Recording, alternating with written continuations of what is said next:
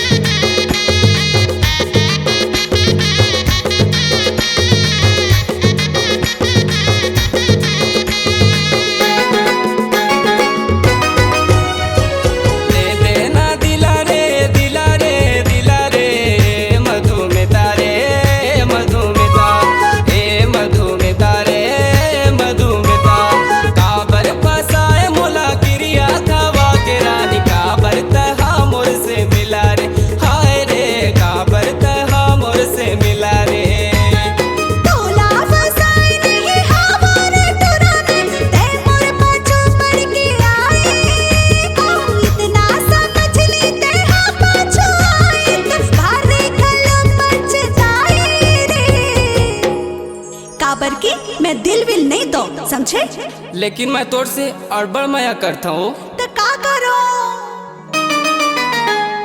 थोड़ी चिया कस माया दे रे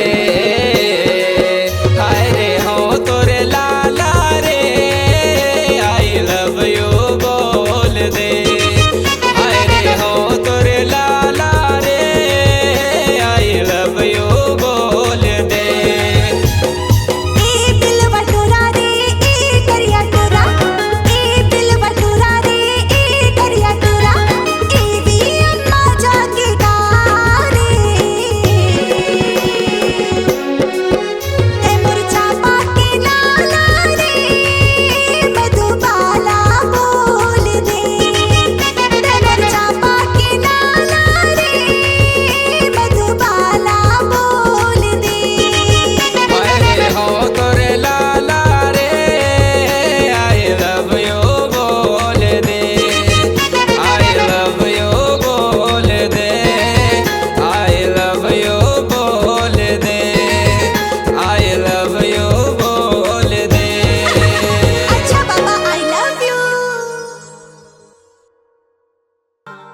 आपकी आवाज ही आपकी पहचान है। यदि आप अपनी आवाज को एक नया आयाम देना चाहते हैं तो चले आइए मल्टी ट्रैक डिजिटल रिकॉर्डिंग के लिए AVM audio video studio Khamtarai Raipur. Mobile number 9301523929 और 7869646201।